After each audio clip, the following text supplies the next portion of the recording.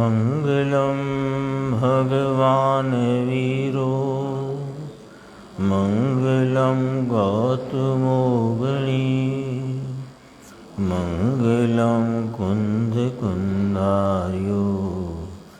जैनधर्मोऽस्तु मङ्गलम् सर्वमङ्गलमाङ्गल्यं सर्वकल्याणकारकं प्रधानं सर्वधर्माणां जैनं जयतु शासनम्। मैं नमो तीर्थनायको नमो ओंकारवाणी को नमो उन कुंद प्रभु को जिन्होंने ओंकार धारण की।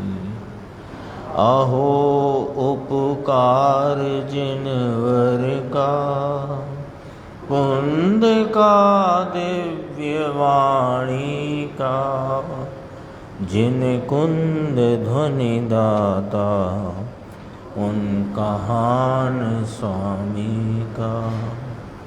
चिदानंदिक रूपाए जिनाए परमात्मने परमात्म प्रकाशाय नित्यं सिद्धात्मने नमः।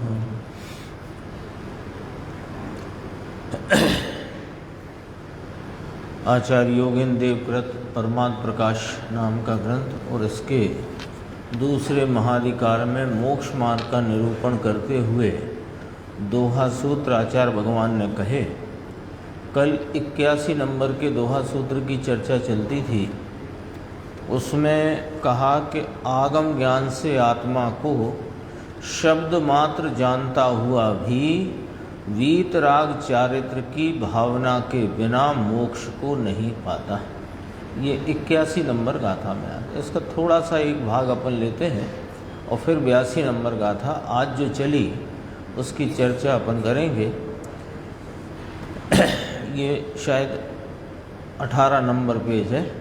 जिसे आत्मज्ञान वीतरागी मूर्ति प्रभु आत्मा की श्रद्धा और ज्ञान ना हो उसे राग की इच्छा होती है ना। ये नियम है।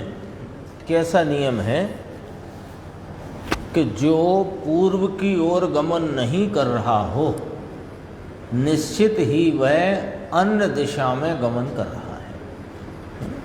सीधी बात है, इसमें कहीं कोई उलझन कहाँ है। तो जो वीतरागी प्रभु आत्मा ज्ञान स्वरूपी आत्मा का श्रद्धा और ज्ञान जिसे नहीं तो उसे नियम से राग की इच्छा है। तो थोड़ा समझने वाला पॉइंट है। कल समय हो गया था, अपन उस पर चर्चा नहीं कर पाए थे। क्या समझना है कि जिसको अपने वीतराग स्वरूप ज्ञान स्वरूपी आनंद स्वरूपी आत्मा का संचेतन स्व संचेतन रूप ज्ञान और श्रद्धान है, उसको राग तो है पर राग की इच्छा नहीं, राग की रुचि नहीं है, राग की अभिलाषा नहीं है, राग का प्रेम नहीं है।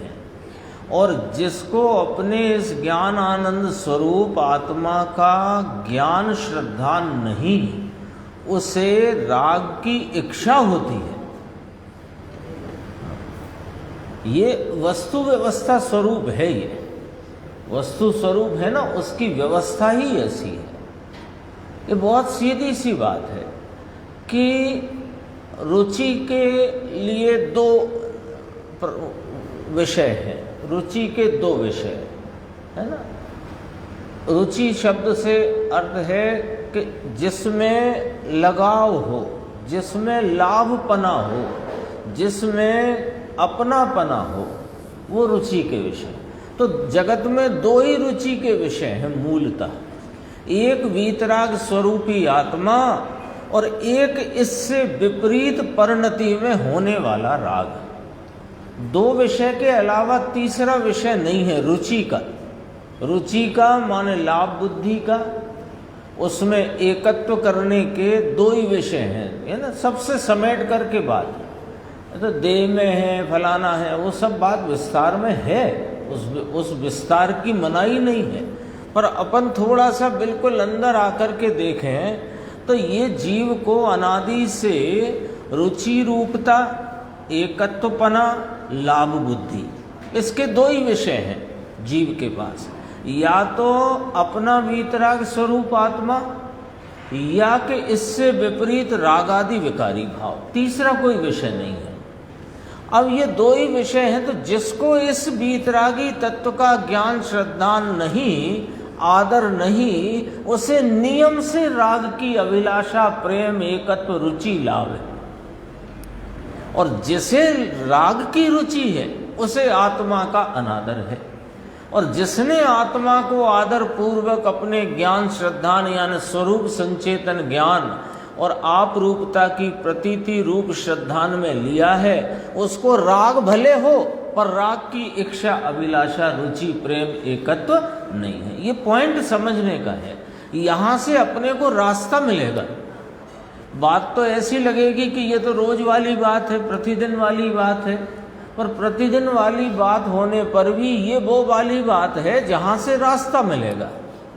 हम कहाँ भटक रहे हैं उसको एकदम पॉइंट आउट कर दिया, और उस भटकन से जो निकल जाते हैं या निकलना चाहते हो तो कहाँ जाना है उसे एकदम यहाँ पर पॉइंट आउट कर दिया गया। इसलिए ये बात यद्यपि अपनी 81 की हो गई थी, तथापि ये विषय आगे की गाथा को भी जोड़ता है ना। देखो,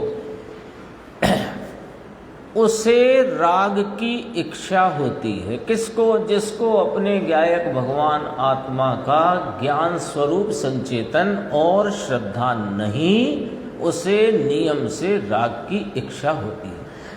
इस बात को अच्छी तरह विचार करके स्वीकार करना, खूब विचार करना इस पे। जब तक मंजूर न हो जाए तब तक विचार करना।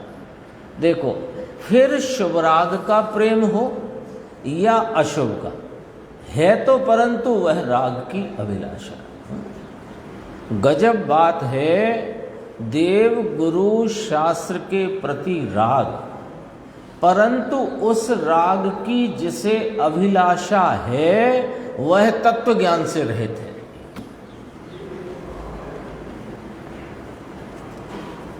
ये किसी और की बात नहीं चल रही, ये अपनी बात चल रही है। अखबार में पढ़ते ना, हेल्थ वाले कॉलम में, तो वो तमाम दूसरों के भी आते, मुझे यूँ था, फिर मैंने ये वाला इलाज किया और ऐसे करके हो गया। तो वहाँ पढ़ते हुए भी अपने हिसाब लगाता है ना, वहाँ कब ऐसे मानता है कि अच्छा ये उनको हुआ था, ठीक है। वहाँ भी अपने लक्षण मिलाने की चेष्टा, और लक्षण मिलते हों तो उसके उपाय जानने का प्रयास, प्रयत्न। देखो, यहाँ बहुत गंभीर रहस्य है, भाषा सरल है, बात कोई नई नहीं आई है, लेकिन उसमें नए रूप से एक विषय अपने सामने है कि यदि इस विषय को अच्छे से विचार में लिया जाए तो हम निश्चित ही अपने प्रयोजन की सिद्धि में सफलता को प्राप्त होंगे। देखो क्या गजब की बात है। शुभ राग का प्रेम हो या अशुभ का, परंतु राग की अभिलाषा है। गजब बात है, देव गुरु शास्त्र के प्रति राग, परंतु उस राग की जिसे अभिलाषा है वह तत्व ज्ञान से, आत्मज्ञान से, स्वरूप ज्ञान से रहित है। सदा आनंद रूप भगवान आत्मा उसकी दृष्टि से रहित है। चाहे जो फिर भक्ति करता हो, अपार भक्ति करता हो, व्रत पालता हो, परंतु आगम ज्ञान शब्द का ज्ञान है भाई साहब, वस्तु नहीं है, उसे ज्ञान कहते नहीं है। आगम ज्ञान, कल आ गया ना, सर्व आगम धर भले हो, जानता नहीं आत्म को। कितना ही आगम ज्ञान हो, आज भी आएगी वही बात, उसी विषय पे बात चलती आ रही है ना। तो कितना ऐसा कंठस्थ हो कि कोई पूछे तो उसका उत्तर भी दे दे, और उत्तर देकर ये भी बताए कि फला ग्रंथ की फला पेज पर नीचे ऊपर दाएं बाएं कहाँ लिखा है, और लाइन की पंक्तियां सुना दे जो कि त्यों। लेकिन वस्तु स्वरूप का भान नहीं, उसका श्रद्धा नहीं, उसका नाम मोक्ष मार्ग में उसको कुछ गिनने में नहीं आया, शून्य गिना गया है।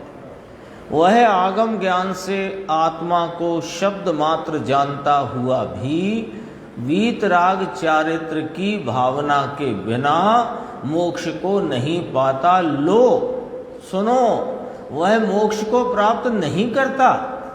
राग, अब वही जो बात प्रारंभ हुई थी उसी का यहाँ पर समापन होता है, फिर आगे बढ़ेगी।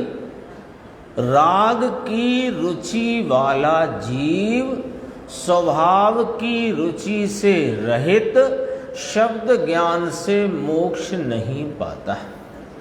यानी राग की रुचि वाला जीव आत्म तत्व की रुचि से शून्य है, और आत्मज्ञान की रुचि वाला राग की रुचि से शून्य है। फार्मूला ये निकल करके आ गया अपने साथ। इतनी चर्चा में फार्मूला क्या निकल करके आया कि जिसको इस वीतरागी आत्म तत्व की रुचि, प्रीति, आदर, उसका श्रद्धान भान है, उसको स्वप्न में भी राग की रुचि नहीं, राग भले हो।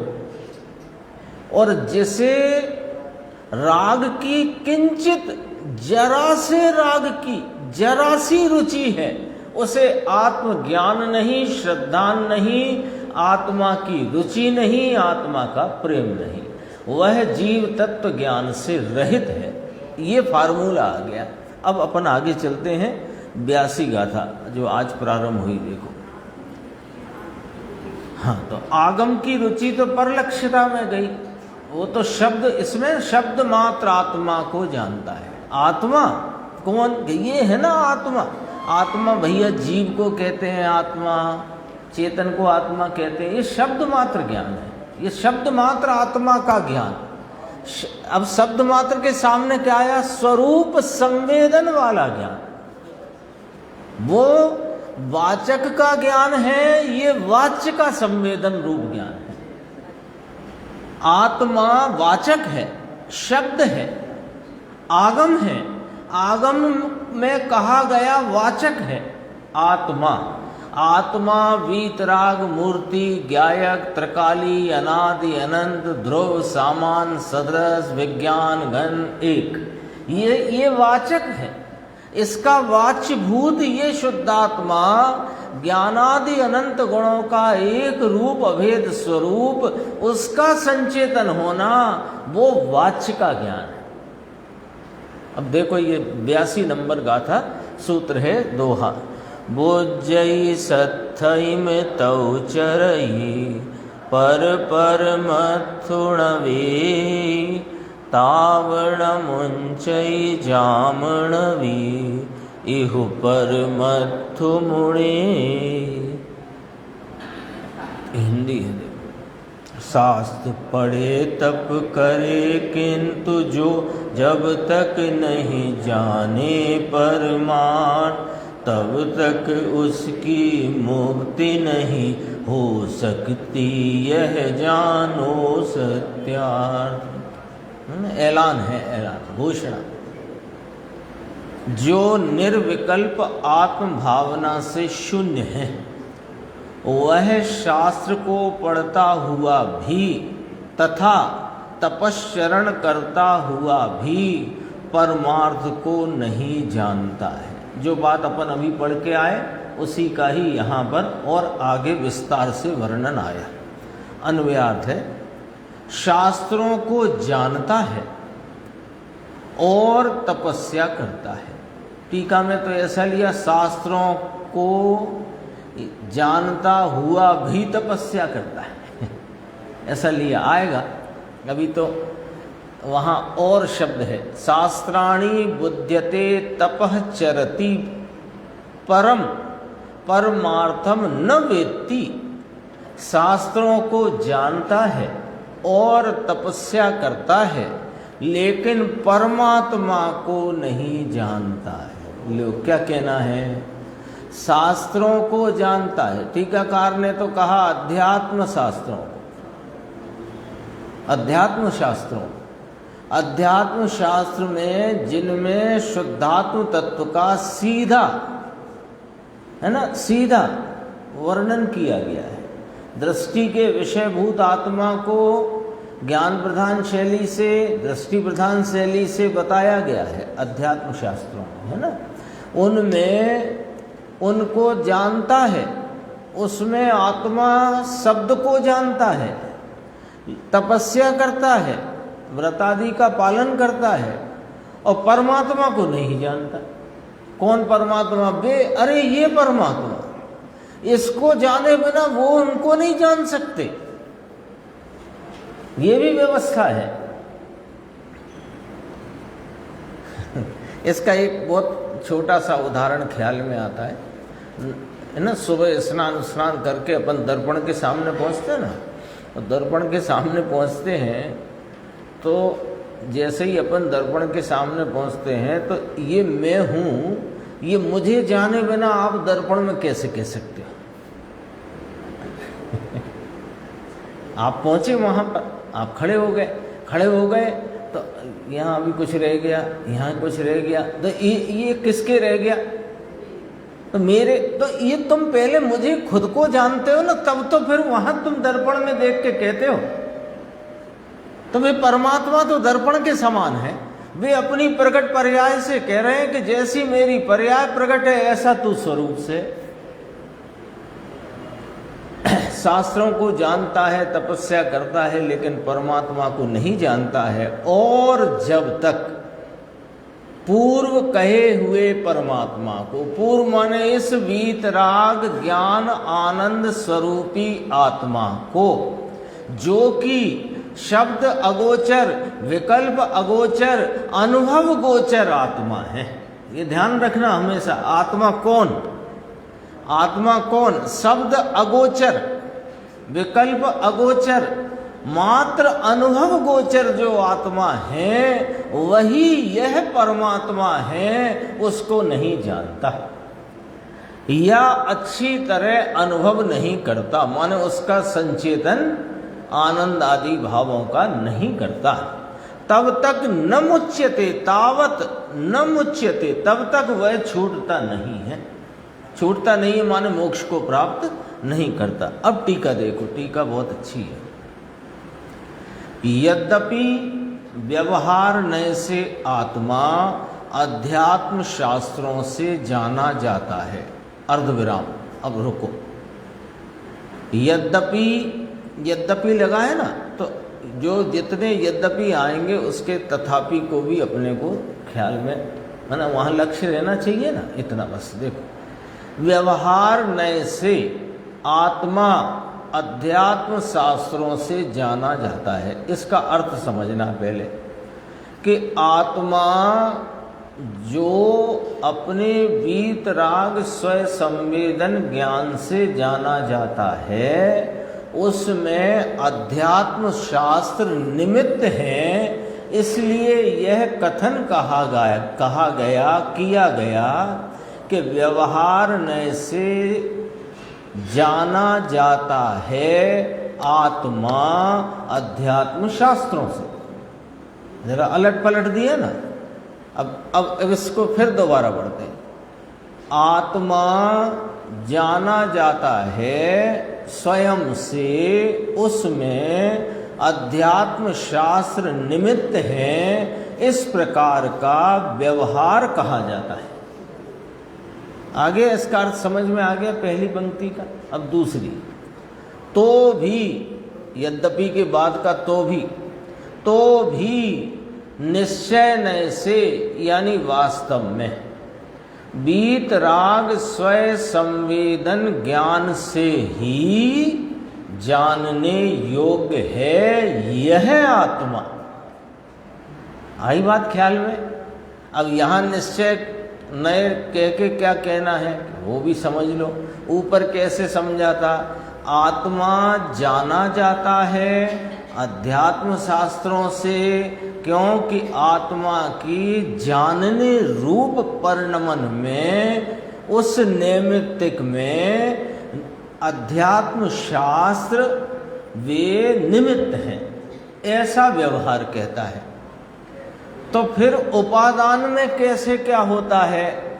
निश्चय ने आया ना, तो अब उपादान आ गया कि उपादान माने वस्तु की सहज शक्ति। ठीक है, ये तो फार्मूले हैं, ये तो सब अपने को जरूरत पड़ती है इनकी। उपादान माने वस्तु की सहज शक्ति। तो जो अपनी सहज शक्ति, ज्ञान शक्ति, उस ज्ञान शक्ति के सहज परिणमन में वीतराग स्वयं संवेदन से ही जानने योग्य है, माने जानने में आता है, यह उपादान का निश्चय का कथन है। आई बात ख्याल में आई? अपने को लगता है निश्चय से ऐसा, व्यवहार से वैसा। दो कार्य नहीं होते हैं, कार्य एक होता है, विवक्षा दो होती है ना। तो अच्छा, व्यवहार से तो जान सकते हैं ना आत्मा को, शास्त्रों से, शास्त्रों से आत्मा व्यवहार से तो जान सकते हैं ना। अरे जानना तो निश्चय है, उसमें अध्यात्म शास्त्र निमित्त है, ये कहना व्यवहार है। जानना तो अपने उपादान में होगा ना।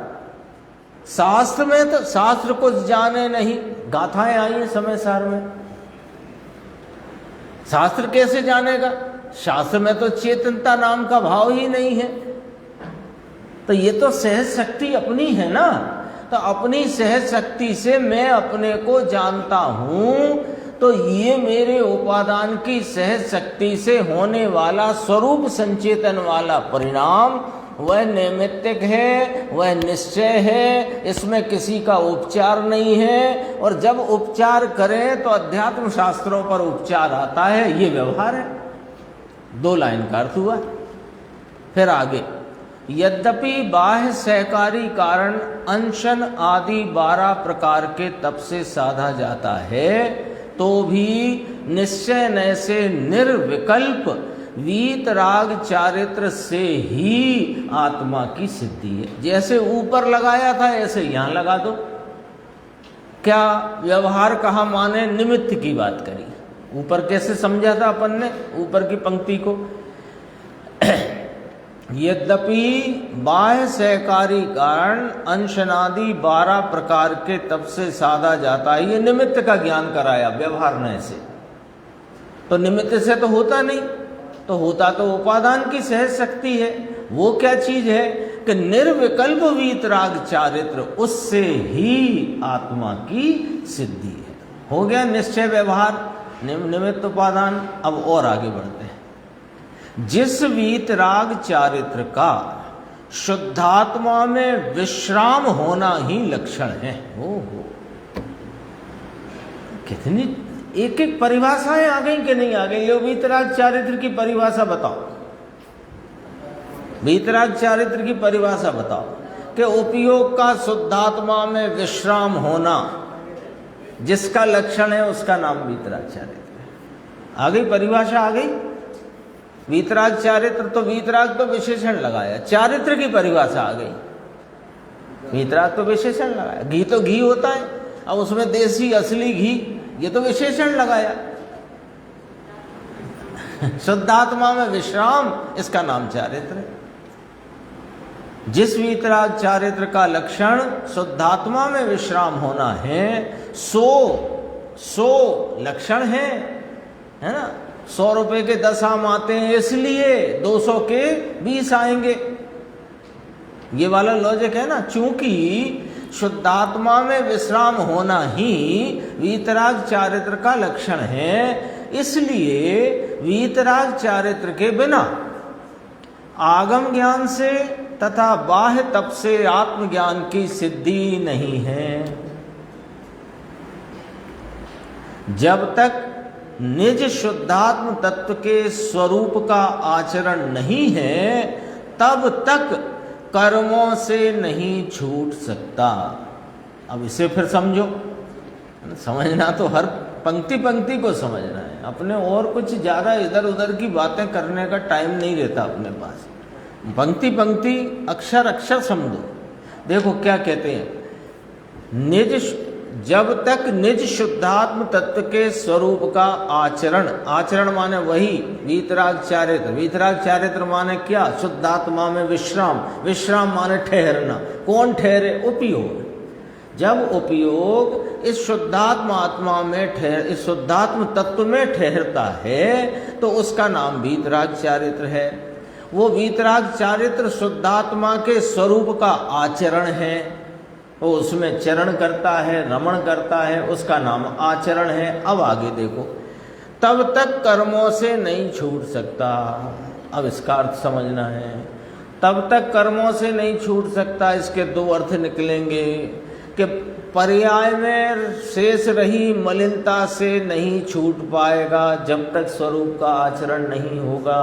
ये अपनी पर्याय में मलिनता के नाश, शुद्धता की वृद्धि की बात करी।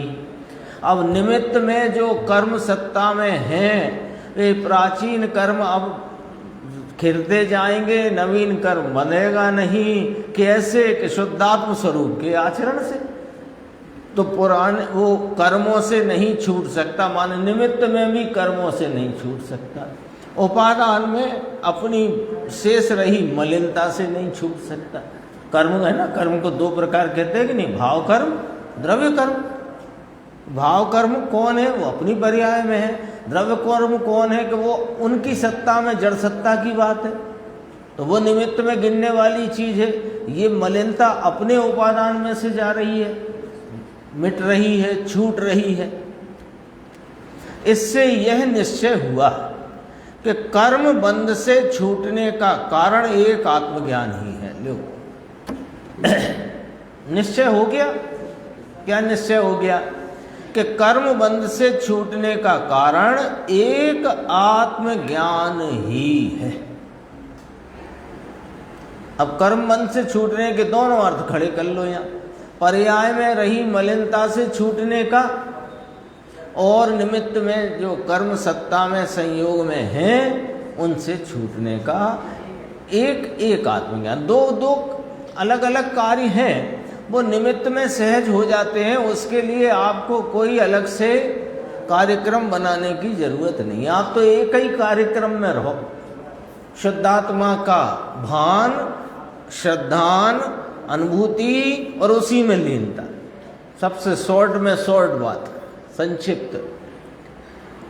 अब देखो, यह निश्चय हुआ कि कर्म बंध से छूटने का कारण एक आत्मज्ञान ही है और शास्त्र का ज्ञान भी आत्मज्ञान के लिए ही किया जाता है।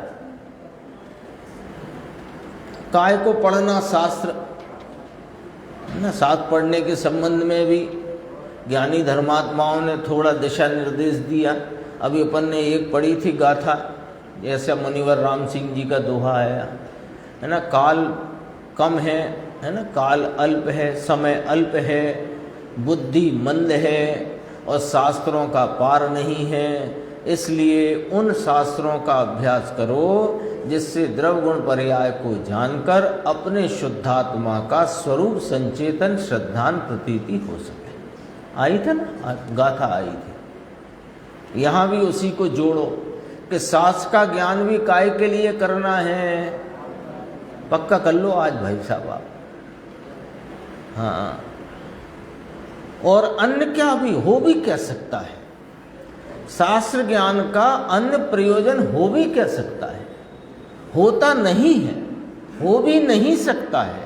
लेकिन ये राग का रसिया है ना, तो ये अन्य प्रयोजन बना लेता है उसमें। जैसे अपनी मान प्रतिष्ठा के लिए, अथवा तो जान लूँगा या शास्त्र में पढ़ने में जितनी देर मेरा उपयोग लगता है उतनी कषाय मंद रहती है, तो मंद कषाय का लोभी, मान का लोभी। अब धन का लोभी मैं नहीं कह रहा, कह नहीं रहा मैं, तो मान का लोभी, मंद कषाय का लोभी, ये अन्य प्रयोजन से शास्त्र अभ्यास करता है। शास्त्र अभ्यास का प्रयोजन क्या क्या कह रहे हैं यहाँ आचार्य भगवान? शास्त्र का ज्ञान भी आत्मज्ञान के लिए ही किया जाता है। सच कहते हैं ना। पहला प्रश्न पढ़ा जैन सिद्धांत प्रवेश का विश्व किसे कहते हैं? कि 6 द्रव्यों के समूह को विश्व कहते हैं। काय के लिए सीखा ही? बताओ काय को सीखा? आत्मज्ञान के लिए। विश्व 6 द्रव्यों के समूह को कहते हैं, तो 6 द्रव्य कौन है? मैं उनमें हूं कि नहीं? कि जीव पुद्गल धर्म अधर्म आकाश काल लेव में आ गया इसमें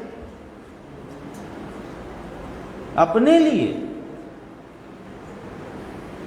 जैसे अब दृष्टांत देखो, आचार्य परमात्मा और परिचय शास्त्र कराते हैं, लेकिन परिचय करेगा ये अपने उपादान में, उपादान की सहज शक्ति से, तो शास्त्र निमित्त कहलाएंगे, नहीं तो वे निमित्त भी ना कहलाएंगे, है ना। मंदिरों में घरों में अलमारी की अलमारी भरो और दिन भर उसमें पढ़ो, लेकिन आत्मज्ञान के लिए नहीं, और आत्मज्ञान किया नहीं। लिए का मतलब करना है ऐसा नहीं, आत्मज्ञान के लिए पढ़ते हैं हम तो। अरे तुम तो आत्मज्ञान के लिए पढ़ते हो, तो जिसके लिए पढ़ते हो वो करो, मतलब वो होना चाहिए, उसका रिजल्ट तो आना चाहिए। हाँ? हमने IIT पास कर ली, क्यों? अरे ऐसे ही। तो आप क्या करोगे? कुछ नहीं, और एक आध देखेंगे। ऐसा होता है कोई?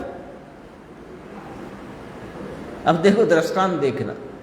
दीपक, आपका प्रश्न आया ना निर्देश भाई, जवाब आएगा दृष्टांत में से आएगा।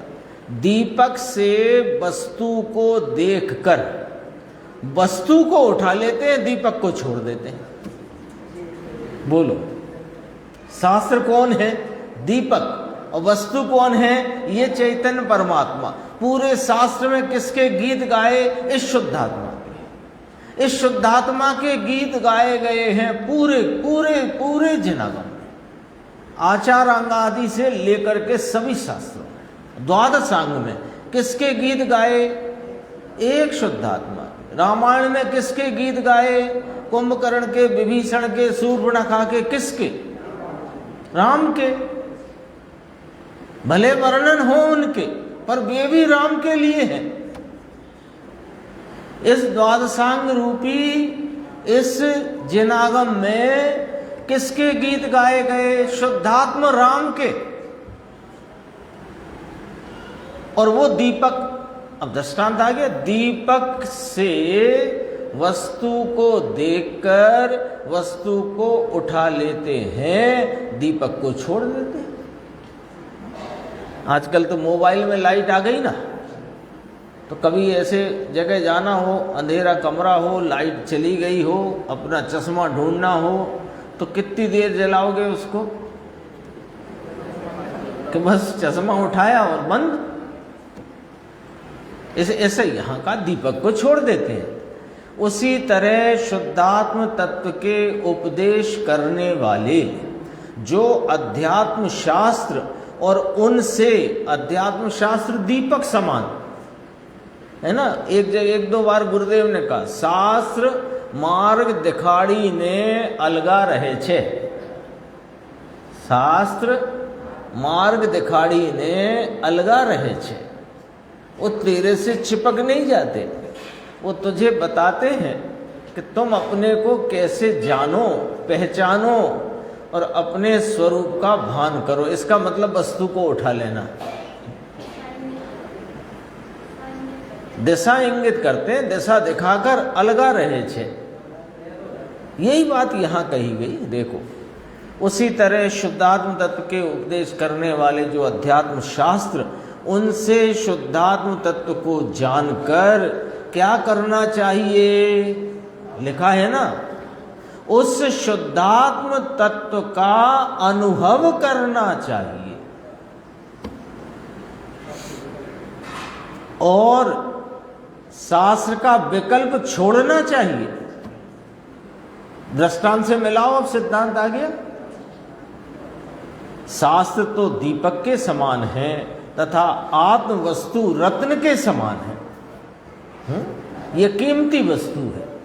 अपना शुद्धात्मा इस पूरे जगत में सबसे कीमती, सबसे महिमावान, सबसे महत्वपूर्ण वस्तु यदि कोई है तो ये मैं निज शुद्धात्म तत्व हूं।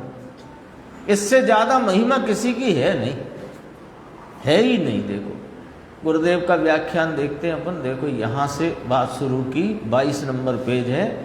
परमात्मा परम स्वरूप ज्ञानमय वस्तु स्वरूप का निर्विकल्प ज्ञान करता नहीं। समझ में आया? क्योंकि यहां से गुरुदेव ने बात उठाई, बंद अधिकार 274 गाथा समय सारजी परमागम। क्या कहते हैं? शास्त्र पढ़ने का गुण तो ये है, बंद अधिकार में 274 सूत्र गाथा में आया, वस्तुभूत ज्ञानमय आत्मा का ज्ञान। फिर बोला वस्तुभूत ज्ञानमय आत्मा का ज्ञान होना वह शास्त्र पठन का गुण है। गुण है माने उसमें से वह निकलना चाहिए। शक्कर में मिठास का गुण है ना, तो जो शक्कर है तो उसका प्रयोग करके क्या प्राप्त करना चाहिए? मिठास, है कि नहीं? वहां कोई संशय नहीं ना। तो शास्त्र पठन का गुण क्या? कि वस्तुभूत ज्ञान में आत्मा का ज्ञान होना, अनुभव रूप ज्ञान होना। आगे देखो और भी कहेंगे। फिर पुण्य पाप अधिकार का भी गाथा याद की, परमट्ट बहरा, परमार्थ से बाहर है, शास्त्र ज्ञान द्वारा आत्मा को नहीं जानता, परमार्थ से बाहर है। भावार्थ से देखो, यद्यपि व्यवहार से आत्मा अध्यात्म शास्त्रों से जाना जाता है। इसकी खुलासा अपन कर चुके, ये निमित्त का कथन है। पाठ में ये है, देखो, परमात्म प्रतिपादक शास्त्रेण। पाठ ये है, परमात्म यानी आत्मा के कहने वाले शास्त्र, अर्थात अध्यात्म शास्त्र लिए अर्थ में। ये जो आया ना, परमार्थ प्रतिपादक शास्त्रेण, अध्यात्म शास्त्र। संस्कृत में यह है, व्यवहारेण परमात्म प्रतिपादक शास्त्रेण ज्ञायते, जानने पर भी। दूसरे शास्त्र तो एक और रहे, परंतु परमात्मा इस शुद्धात्मा को कहने वाले अध्यात्म शास्त्र, लो यहां तो ये बात ली है। चरणान योग करणान योग नहीं, प्रथमान योग नहीं, परमात्मा के यानी शुद्धात्म स्वरूप को सीधा बताने वाले ऐसे अध्यात्म शास्त्रों को जानने पर भी निश्चय न से वीतराग स्वय संवेदन ज्ञान से ही यह आत्मा जानने योग्य है। आत्मा तो विकल्प रहित वीत राग निर्विकल्प दृष्टि से और निर्विकल्प ज्ञान से जानने योग्य है। लोगों को ये ऐसी बात निश्चय की लगे, परंतु ये सब प्राप्त हो व्यवहार से ना, ऐसा लोग कहते हैं, ऐसा कहते हैं। यहाँ तो यह कहते हैं, अब सुनो जरा ध्यान से, व्यवहार क्रिया तो एक और रही, पाप के परिणाम एक और रहे, दया दान व्रत भक्ति के परिणाम एक और रहे, शास्त्र को पढ़ने का जो विकल्प है उसे भी यहां निकाल डाला। स्वयं संवेदन माने क्या?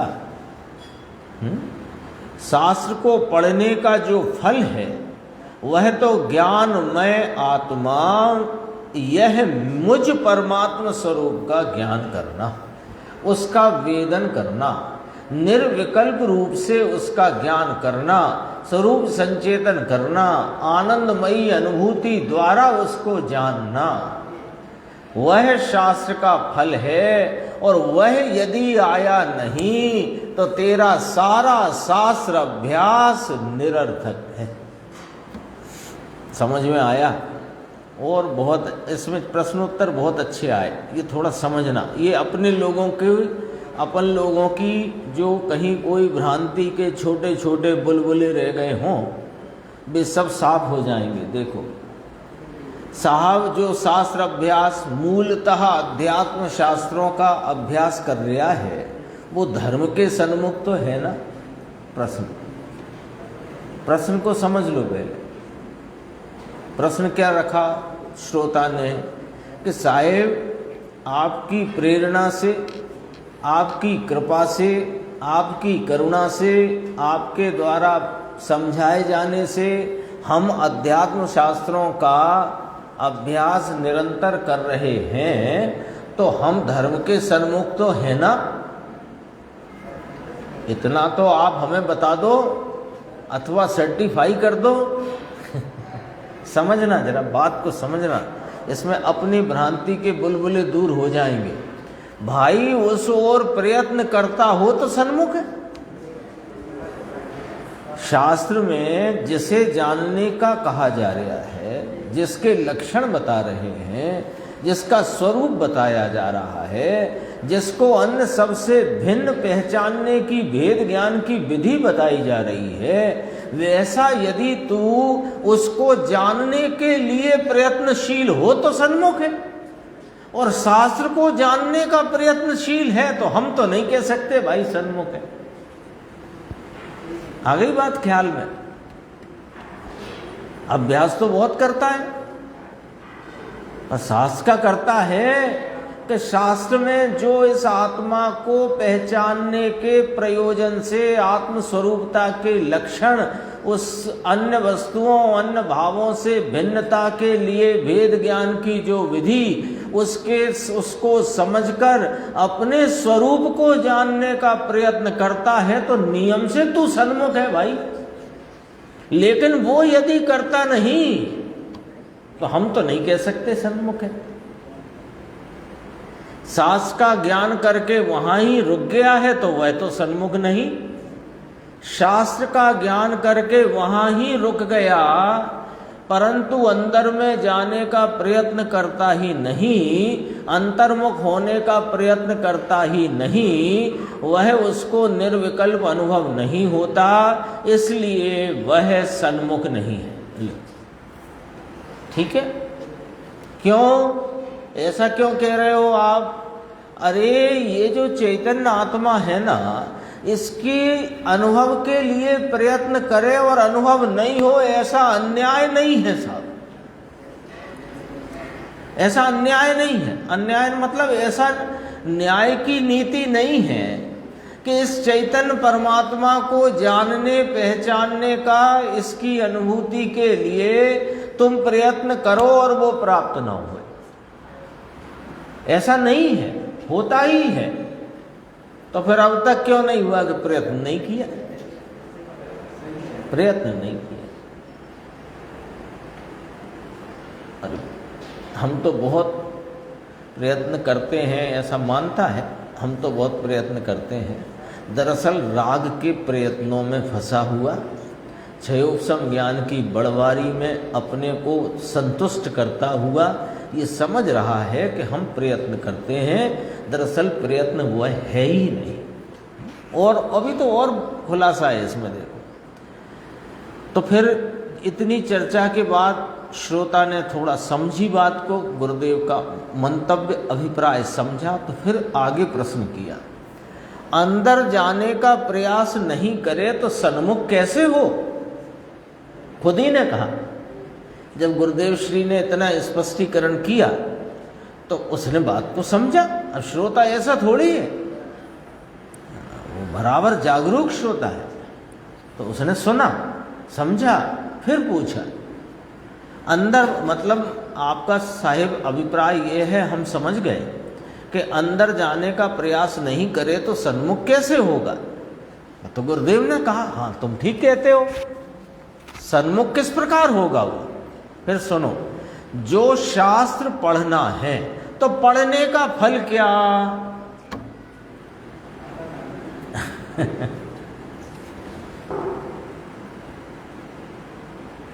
थोड़ा सा एक थोड़ा सा छोटा सा विचार करना। आजकल जिस प्रकार का वातावरण है, उसी तत्परता से, उसी तारतम्यता में अपन बात करते हैं। देखो क्या, बच्चे ने आईआईटी के एडमिशन के लिए 16-16, 18-18 घंटे मेहनत करी। फिर आईआईटी के उसने सब एग्ज़ाम निकाल लिए कंपटीशन के और एडमिशन हो गया। फिर पढ़ाई में भी 12-12, 14-14 घंटे मेहनत करता है कि नहीं करता है? तो काय के लिए? पास होने के लिए।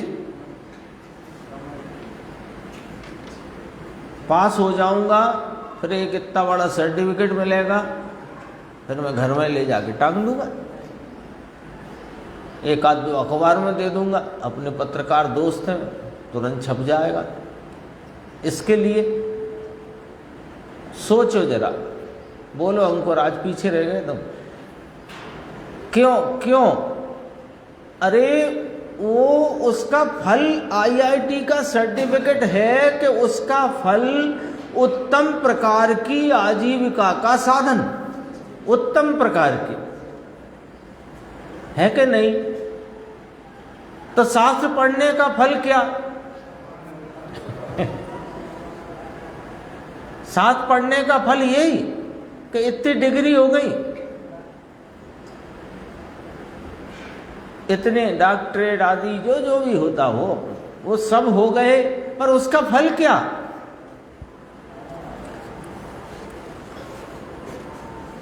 देखो पढ़ने का फल क्या है, ये गुरुदेव ने प्रश्नवाचक अपने को ऐसे ही नहीं बोला है, विचार करने के लिए बोला है। क्योंकि एक सरल बात है, जो बात को अपन स्वतः स्वयं में विचार करके नक्की करते हैं वो याद रहती है, वो ख्याल में रहती है, वो वक्त वक्त पर घंटी बजाती है।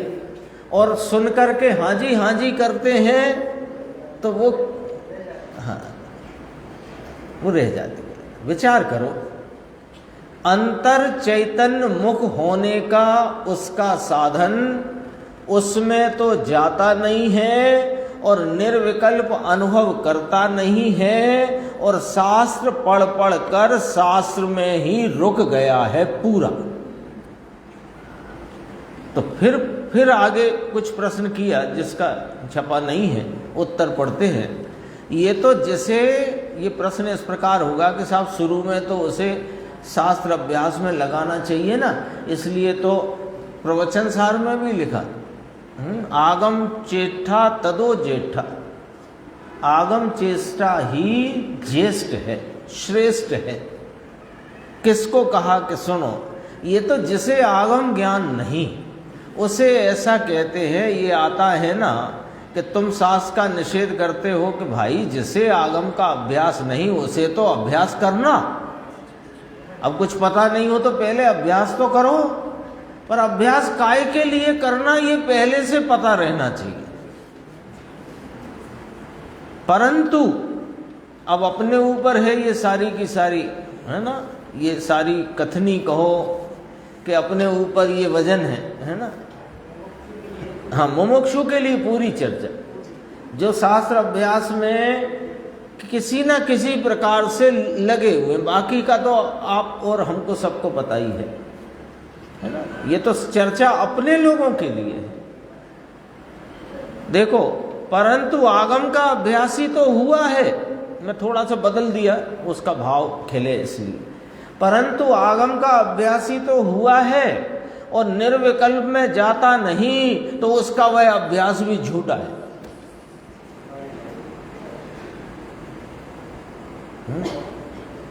झूठा है, निश्चित कोई अन्य प्रयोजन है। बहुत खुलासा कर देते हैं। देखो फिर आगे आया शास्त्र विकल्प जाल है, शास्त्र में बुद्धि को रोकना व्यभिचार है, खुद गुरुदेव ने कहा। फिर गाथा 274 फिर निकाली गुरुदेव ने, बंद अधिकारी। पहले तो सिर्फ नंबर और वो चर्चा याद की थी, फिर निकाल करके उसको पूरा उन्होंने उसका खुलासा किया। अपन देख चुके हैं कि शास्त्र पढ़ने का गुण वस्तुभूत आत्मा का ज्ञान करना है। अभी देखो यहाँ तो उसे तो निषेध किया, किसका? ऊपर से मिला लो। पूरे दिन कमाना, ये पैसा, ये धूल और पानी, अकेला पाप का पोटला, यहाँ तो उसे तो निषेध किया। परंतु पुण्य के करने वाले माने पुण्य रूपी प्रकृतियों के बंधने में निमित्त देव गुरु शास्त्र की भक्ति वंदन श्रवण का भी निषेध किया। लो शास्त्र आ गया साथ में, आ गया ना, बात मुख्यतः शास्त्र की चल रही है। दोबारा से पढ़े, है ना, सारे दिन कमाना, धंधा पानी, नोट, अकेला, पाप का पोटला, उसका तो निषेध किया, परंतु पुण्य के करने वाले माने जिनसे पुण्य प्रकृतियों का बंद हो ऐसे निमित्त रूप परिणाम देव गुरु शास्त्र की भक्ति वंदन श्रवण का भी निषेध किया। परंतु शास्त्र के पठन में अभ्यास में आया, कौन से शास्त्र के अध्यात्म शास्त्र के, तो ऐसा यहाँ कहते हैं, उस संदर्भ से यहाँ बात कही जा रही है। चरणानि योग, दूसरे शास्त्र वाचे करणानि योग, वो तो एक तरफ रखो, उसका अभ्यास किया है और फिर आत्मा का भान नहीं किया है, उससे तो डायरेक्ट मिलने वाला नहीं है, दृष्टि का विषय है उसमें, इतनी स्थूल बुद्धि से वो प्राप्त नहीं होएगा। कि सूक्ष्म बात है, भगवान बापू तेरा मार्ग ऐसा अलग है, कहते हैं कि शास्त्र भी पढ़ा है ना। अब शास्त्र के संदर्भ से पूरी बात यदि समूची करना हो तो आचारांग आदि पढ़ा, इतने में सारी बात आ जाती है। लेकिन अभी आचारांग आदि तो है ही नहीं, अभी क्या है, तो वो यहाँ कहते हैं गुरुदेव, यहाँ अध्यात्म शास्त्र कहे हैं, है ना। ये अर्थ कहाँ से निकाला, वो ब्रह्मदेव सूरी महाराज ने ये लिखा, उसमें आया था परमार्थ तत्व प्रतिपादकेन शास्त्रेण, आया था, देखो परमात्म प्रतिपादक शास्त्रेण, ये आया था, परमात्म प्रतिपादक शास्त्रेण ज्ञायते, तो इसका अर्थ हुआ अध्यात्म शास्त्र, ठीक है।